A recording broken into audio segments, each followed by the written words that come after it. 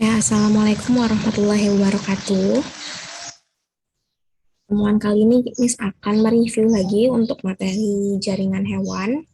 Silakan disimak dengan baik, dicatat jika perlu. Sebelum kita memulai lebih lanjut terkait pembelajaran kita kali ini, ada lebih baiknya kita membaca basmalah terlebih dahulu. Bismillahirrahmanirrahim. Ya, jaringan ikat itu kan ada bermacam-macam ya. Masih ingat nggak nih jaringan hewan itu ada apa aja? Ada 4 ya. Ada epitel, ikat, otot, sama saraf. Nah, kalian bisa singkat supaya lebih cepat untuk menghafalnya, supaya lebih mudah untuk menghafalnya. Kita singkat aja menjadi epiosa. Epitel, ikat, otot, sama saraf. Nah, masing-masing keempatnya ini memiliki ciri dan struktur yang berbeda-beda. Akan kita simak dulu ya. Di sini ada fungsinya dari tiap-tiap jaringan. Kalau epitel ini fungsinya sebagai transport, zat antar jaringan atau rongga, terus kemudian melindungi jaringan di bawahnya, terus absorpsi atau penyerapan, sekresi. Sekresi itu maksudnya adalah menghasilkan sekret yang masih berguna bagi tubuh, misalnya kayak hormon, kayak gitu. Nah, nanti epitel ini juga dibagi menjadi epitel pipih, terus kubus, sama si lindris. Ada transisional sama epitel kelenjar. Nah, kalau otot, dia berfungsinya untuk menggerakkan rangka, berarti dalam proses penggerakan ya. Terus kontraksi organ dalam seperti organ pencernaan, kontraksi pada jantung. Jadi berdetaknya jantung itu juga diakibatkan oleh otot gitu. Kemudian ada jaringan ikat, fungsinya seperti namanya, yaitu mengikat antar jaringan atau antar organ. Kemudian juga dia menyokong tubuh, kemudian sebagai alat gerak pasif, transportasi, dan imunitas tubuh. Nah, kalau jaringan ikat ini nanti ada ikat sejati, ikat cair, dan sebagainya. Kalau saraf ini nanti berhubungan dengan proses impuls tersusun oleh sel saraf atau disebutnya dengan neuron. Tapi untuk jaringan hewan yang paling penting untuk kita pelajari adalah jaringan epitel. Nah, nanti akan kita bahas kemudian jaringan ikat. Kalau untuk otot, nanti kita akan belajar materi ini di sistem gerak, jadi nggak terlalu kita bahas lebih lanjut. Kemudian kalau jaringan saraf juga ini nanti kita akan pelajari di sistem koordinasi. Jadi yang kita harus lebih pelajari itu jaringan epitel sama jaringan ikat ya. Jaringan epitel dulu. Epitel ini kan fungsinya sebagai pembatas atau pelapis organ atau membran. Dia juga melindungi jaringan di bawahnya. Nah, untuk jaringan epitel di sini ada ciri-cirinya untuk disingkat menjadi rasa no darah. Ra-nya itu adalah rapat, jadi sel-selnya itu rapat, sel antar selnya itu rapat. Terus kemudian salnya itu adalah saraf, maksudnya adalah sel epitel ini mengandung saraf, berarti ada sarafnya di sini. Kemudian no darah, no itu artinya negatif, dan darah berarti tidak mengandung darah gitu. Jadi rasa no darah adalah maksudnya adalah selnya itu rapat, mengandung saraf dan tidak mengandung darah gitu. Nah, epitel ini nanti dibagi menjadi dua, ada epitel sederhana sama epitel berlapis. Kalau sederhananya ada pipih selapis, kubus selapis, sama silindris selapis. Disingkatnya menjadi PKS. Tapi karena ini sederhana, jadi cuma selapis semuanya. Pipihnya selapis, kubusnya selapis, silindrisnya selapis. Sedangkan kalau berlapis, pipihnya berlapis, kubusnya berlapis, sama silindris berlapis. Diingat ya PKS ya. Cuman bedanya ini berlapis, berarti lapisannya ada banyak. Gitu, coba kita lihat ya satu persatu. Nih dari fotonya, di sini kan epitel yang sederhana nih, epitel sederhana. Di sini ada pipih. Nah, pipihnya cuma selapis. Kemudian epitel kubusnya selapis, epitel silindrisnya selapis. Ini jadi cuma satu lapisan gitu, lihat. Ini cuma satu lapisan. Satu lapisan. Ini juga cuma satu lapisan. Kemudian ada epitel yang berlapis. Di sini ada epitel pipih berlapis, lihat deh ini selnya berlapis-lapis, ya kan nih. Selnya ada berlapis-lapis pipihnya. Kemudian di sini ada sel kubus yang berlapis, di sini kubusnya ada berlapis-lapis kan ya. Kalau ini kan satu lapisan nih di atas, sedangkan di bawahnya ini udah ada beberapa lapisan gitu. Nah, kalau silindris berlapis juga sama ya. Tapi yang silindris ini di bagian hanya ada bagian atas, tapi nanti di bagian bawahnya bentuknya tidak silindris, tapi ini tetap berlapis gitu. Jadi harus bisa membedakan antara gambar yang pipis lapis, pipih berlapis, kubus berlapis, dan selanjutnya ya. Kita bahas dulu dari epitel yang sederhana dulu. Kan ada epitel selapis, fungsinya adalah untuk difusi, kemudian untuk filtrasi, penyaringan. Berarti ini letaknya itu ada di alveolus. Alveolus berarti ini di bagian paru-paru ya. Paru-paru dan fungsinya untuk pertukaran antar gas. Berarti di alveolus ini ada pipis lapis. Jadi jaringan yang menyusun atau jaringan yang menyusun organ alveolus ini adalah pipis lapis. Berarti karena pipis lapis ini bentuknya tuh tipis gitu. Kemudian ada pembuluh darah sama pleura nih salah. Pleura tuh di bagian paru-paru. Jadi pleura adalah lapisan yang melindungi paru-paru. Kemudian ada kubus lapis, fungsinya adalah pas ya untuk kita singkat. Pas itu kepanjangan dari proteksi, absorpsi, sama sekresi. Proteksi artinya perlindungan, absorpsi artinya penyerapan, sama sekresi yang tadi menghasilkan sekret yang berguna bagi tubuh, contohnya seperti hormon. Nah, contohnya ada kelenjar ludah, kemudian kelenjar keringat, ovarium, sama nefron. Nefron ini nantinya ada di bagian ginjal. Di bagian ginjal nanti kita akan pelajari di materi sistem ekskresi kalau nggak salah. Ya, sistem ekskresi ada ginjal. Kemudian ada silindris lapis. Kalau silindris lapis juga fungsinya pas ya, berarti proteksi, absorpsi, sama sekresi. Letaknya mulai dari lambung sampai bagian organ anus, berarti ini berhubungan dengan sistem pencernaan.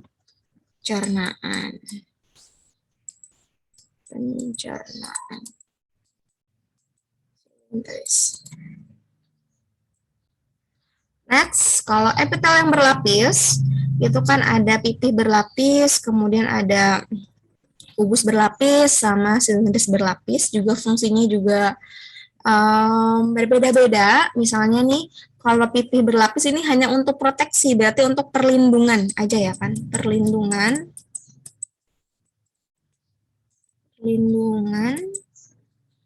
letaknya di esofagus, terus telapak kaki, terus sama vagina. Terus biasanya kalau untuk di bagian karena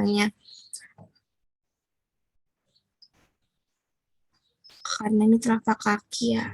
Nanti kalau nggak salah di PPT-nya ada dibilang untuk pipi berlapis tuh ada zat keratin kalau nggak salah. Zat keratin. Nah, zat keratin ini yang memberikan efek tebal pada kulit sehingga makanya pipi berlapis ini lokasinya tuh ada di telapak kaki. Terus kemudian kubus berlapis ini fungsinya untuk sekresi atau menghasilkan zat sekret yang berguna bagi tubuh. Contohnya kelenjar susu itu menghasilkan susu. Terus kemudian ada testis menghasilkan sperma ya, sel sperma. Kemudian folikel. Nah, selanjutnya ada silindris berlapis. Fungsinya untuk tekanan dan regangan. Nah, ini letaknya di kantung kemih. Nah, ini berhubungan dengan struktur jaringan. Nah, coba kita lihat ya. Lokasinya ada di pelvis ginjal, terus sama di bagian ureter. Pelvis artinya rongga, berarti di rongga ginjal. Ureter adalah penghubung antara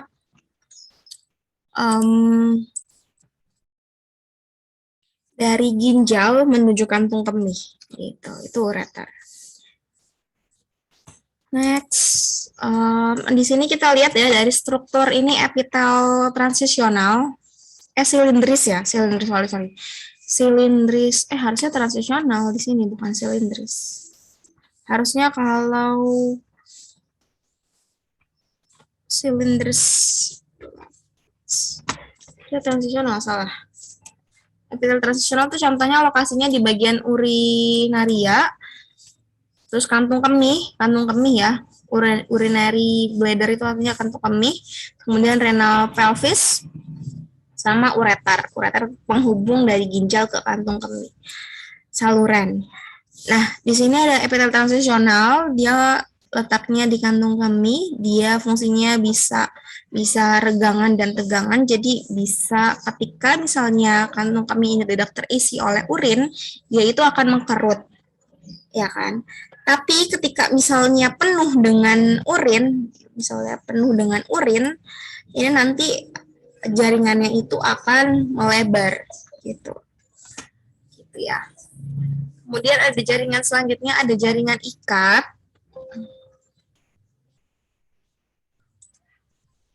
Nah, kalau jaringan ikat, seperti namanya ya, mengikat. Gini, misalnya kan kalau jaringan ikat itu misalnya kenapa sih organ dalam perut kita itu tetap berada dalam posisinya, terus enggak jatuh. Meskipun kalau misalnya kita melompat, ya kan, terus meskipun kita melompat, tapi jaringan atau organ dalam tubuh kita itu tetap pada posisinya. Nah, itu karena disebabkan oleh bagian organ dalam perut kita itu dibungkus oleh jaringan ikat. Jadi yang mengikat tiap-tiap organ dalam tubuh kita, terutama tubuh di bagian dalam ya. Nah, untuk jaringan ikat ini tersusun dari sel-sel jaringan ikat dan tersusun oleh matriks atau cairan. Jadi jaringan ikat tersusun atas sel-sel jaringan ikat dan matriks atau cairan. Nah, dalam matriks di jaringan ikat ini ada bermacam-macam, ada kolagen, elastin, sama retikuler. Bedanya kalau kolagen sama elastin ini mudah sih membandingkannya. Kalau kolagen ini warnanya putih, terus kemudian elastisitasnya rendah, berarti elastisnya rendah. Terus kalau misalnya elastin, ini warnanya kuning, kemudian elastisitasnya tinggi. Karena namanya elastin ya. Sedangkan kalau retikuler, dia sama seperti kolagen, cuman ukurannya itu lebih kecil. Dalam jaringan ikat, di sini ada ikat sejati dan ikat khusus. Dalam ikat sejati nanti dibagi menjadi dua, ada jaringan ikat longgar sama ikat padat. Sedangkan kalau jaringan ikat khusus nanti ada ikat darah, kemudian ikat limfa, ikat tulang rawan, dan ikat tulang keras. Kita kita lebih fokus untuk ikat longgar sama ikat padat ya, karena kalau ikat darah nanti kita belajar di materi sistem peredaran darah, nanti kita belajar tentang darah di situ ya, komponen darah, gitu, golongan darah. Nanti insya Allah di sini juga kita bakal praktikum di sistem peredaran darah. Kemudian ada ikat limfa juga nanti tulang rawan sama keras nanti berhubungan di sistem gerak. Jadi nggak kita fokus untuk pelajari di situ. Langsung aja yang ikat longgar sama ikat padat ayah. Yang ikat longgar itu membrannya itu atau lapisannya itu pembatas jantung dan rongga mulut. Nah, dia juga berfungsi untuk melekatkan organ pada otot dinding perut. Sedangkan kalau jaringan ikat padat, dia itu dibagi menjadi dua, ada padat yang tidak teratur sama ada padat yang teratur. Kalau padat yang tidak teratur itu terdiri dari dermis kulit, berarti lapisan kulit, terus pembungkus tulang. Sedangkan kalau jaringan ikat padat teratur itu nanti dibagi menjadi dua juga, dibagi menjadi tendon. Tendon adalah penghubung otot dengan tulang atau tulang dengan otot, sama aja. Sedangkan kalau ligamen ini nanti penghubung antara tulang dengan tulang. Jadi beda letaknya ya. Kalau tendon itu penghubung tulang sama otot, kalau ligamen ini penghubung tulang sama tulang. Nanti kita akan pelajari lebih lanjut mengenai tendon sama ligamen ini di materi sistem gerak setelah PTS insya Allah.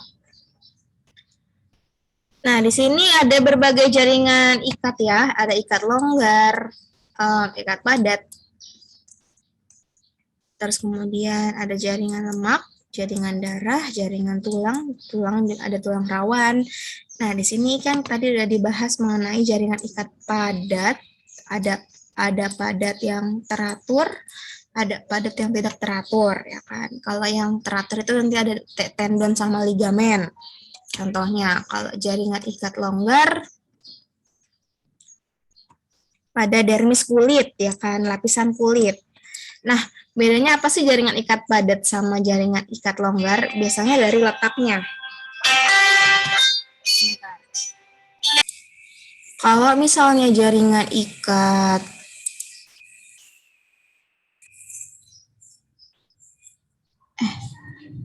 surat dan telepon.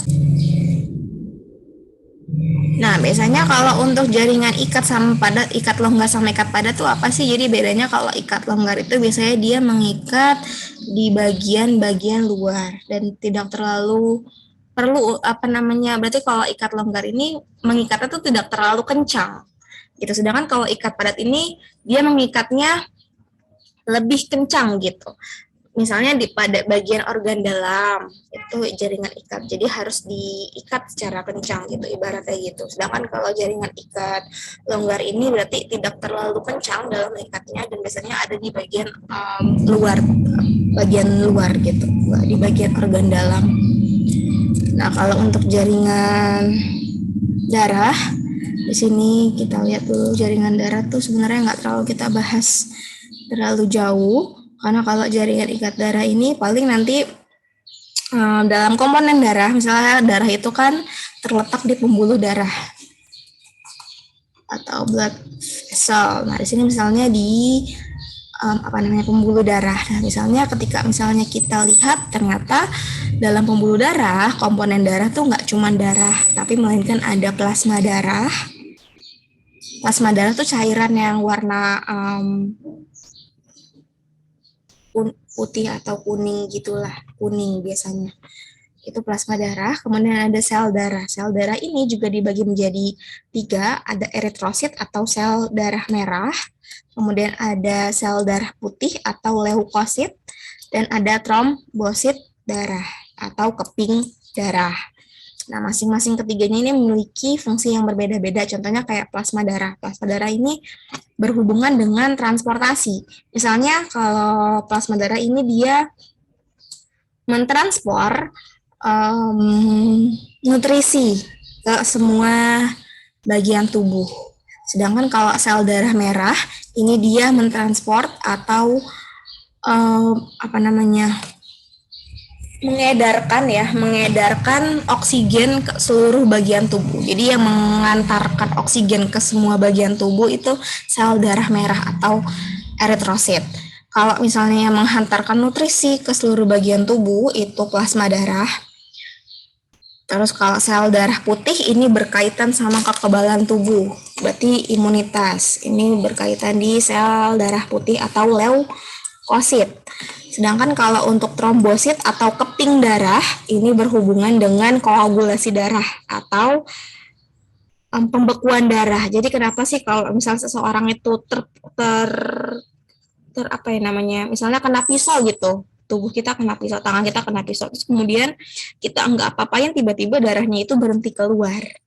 Nah, itu karena ada proses yang namanya pembekuan darah atau koagulasi darah. Nanti kita akan pelajari di sistem peredaran darah ya. Jadi nggak terlalu banyak untuk jaringan darah, sedangkan kalau jaringan otot nanti dibagi menjadi 3, ada otot polos, otot jantung, sama otot lurik atau rangka. Bedanya kalau otot polos ini dia bentuknya gelendong, terus sifatnya itu involuntir atau nggak sadar. Contohnya di organ pencernaan, misalnya kan dalam tubuh kita ini mencerna makanan, seperti lambung, kemudian nantinya akan dihantarkan ke usus, kemudian nantinya akan disimpan dalam bentuk rektum. Di dalam rektum. Nah, di situ kan kita nggak sadar dalam proses pencernaan tersebut, makanya sifatnya involuntir, jadi nggak sadar. Jadi mereka itu bekerja secara kita nggak sadarin.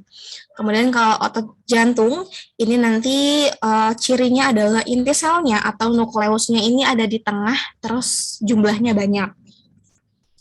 memiliki struktur diskus interkalaris, terus sifatnya juga involunteer, berarti tidak sadar. Misalnya kan kalau otot jantung itu letak-letaknya tuh ada di jantung. Nah, dalam kerja jantung kita sadar, jantung itu berdetak dalam sehari itu berapa kita nggak tahu. Dan misalnya jantung berdetak selama dari kita bangun tidur sampai sekarang, misalnya kita nggak tahu jumlahnya ada berapa, makanya tidak disadarin dalam pekerjaannya gitu. Sedangkan kalau otot lurik atau rangka, nanti cirinya itu inti selnya itu atau nukleusnya itu ada di tepi, terus bentuknya itu silindris, dan dia sifatnya itu volunteer atau sadar. Letaknya ada di dekat rangka. Jadi kita sadar kalau misalnya lurik, kita sadar kalau misalnya kita bergerak, kan melakukan gerakan gitu. Nah, ini bedanya kalau otot jantung sama otot rangka. Nah, di sini kan kalau otot rangka itu bentuknya yang tadi itu ada silindris. Nah, ini bentuknya silindris tapi apa namanya nukleusnya itu ada di tepi. Nah, kemudian bedanya sebenarnya untuk otot jantung sama otot rangka ini kan bentuknya agak-agak mirip ya, silindris. Cuman bedanya adalah kalau otot jantung ini dia punya cabang-cabang. Lihat deh di sini ada cabangnya. Ya kan, cabang ini untuk menghubungkan antara satu jaringan dengan jaringan yang lainnya. Satu sel dengan sel yang lainnya gitu. Sedangkan kalau otot polos, ini dia bentuknya seperti gelendong ya. Dan intinya tuh ada satu, tapi di tengah. Nah, ini nukleusnya. Nukleus atau inti sel. Gitu. Lanjut. Untuk sel darah. Untuk jaringan saraf ya, jaringan saraf. Nanti itu tersusun dari neuron atau sel saraf. Jadi jaringan saraf itu tersusun dari sel saraf. Sel saraf itu disebut juga dengan neuron. Di sini itu ada gambar neuron. Oke, dalam sel saraf atau neuron ini strukturnya itu ada dendrit, kemudian ada akson, kemudian ada badan sel. Nah, di sini ada dendrit, badan sel, kemudian ada akson, selubung myelin, sel Schwann, nodus Ranvier. Ya, ada nukleus juga nih, inti sel di tengah-tengah di bagian badan sel. Nah, masing-masing struktur, masing-masing bagian dari sel saraf ini memiliki fungsi yang berbeda-beda. Misalnya, kalau dendrit ini dia fungsinya sebagai penerima rangsangan atau impuls. Jadi misalnya, tubuh kalian misalnya, tangan kalian deh terkena oleh panci yang panas gitu misalnya, atau tersundut rokok deh misalnya, tangan kalian terkena tersundut rokok, kemudian kalian akan yang menerima panas dari rokok tersebut itu adalah dendrit. Atau misalnya yang menerima panas dari panci tersebut adalah dendrit. Gitu. Kemudian nanti dendrit akan disampaikan ke badan sel nanti akan dihantarkan ke akson, dan selanjutnya. Pokoknya nanti kita akan belajar ini di materi sistem koordinasi. Jadi nggak kita bahas lebih lanjut. Kemudian nanti pada sel saraf ini, nanti berdasarkan fungsinya itu dibedakan menjadi 3. Ada sel saraf sensorik, kemudian ada motorik, dan ada sel saraf penghubung atau disebutnya dengan konektor.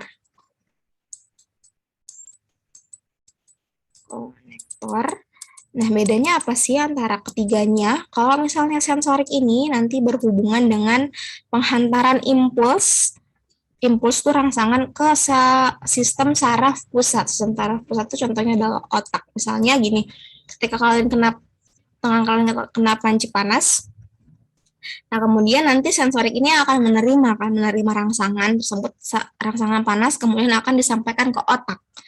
Gitu, itu sensorik. Tapi kalau motorik misalnya otak kita udah tahu kalau misalnya tangan kita terkena panas, kemudian nanti kita akan refleks menggerakkan tubuh kita, misalnya kayak mengibas tangan atau misalnya refleks mengangkat tangan atau sebagainya. Nah, itu adalah dari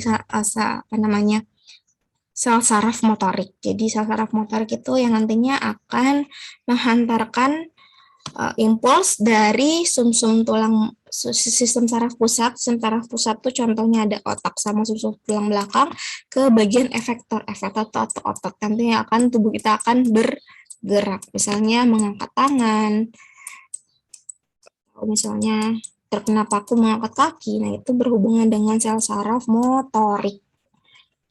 Oke, sekian dari pembahasan kita kali ini. Ya, diingat ya, jaringan hewan itu ada epiosa, epitel, terus otot, ikat, sama saraf. Nah, masing-masing itu memiliki perbedaan, ciri-cirinya, fungsinya, kemudian strukturnya, nanti kalian pelajari. Dan untuk di PTS nanti dan untuk di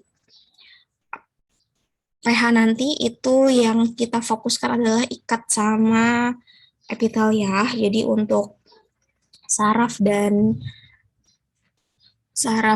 otot itu tidak terlalu bahas. Oke, sekian pembelajaran kita kali ini. Semoga pertemuannya bermanfaat. Kurang lebihnya mohon maaf. Wabillahi. Wassalamualaikum warahmatullahi wabarakatuh.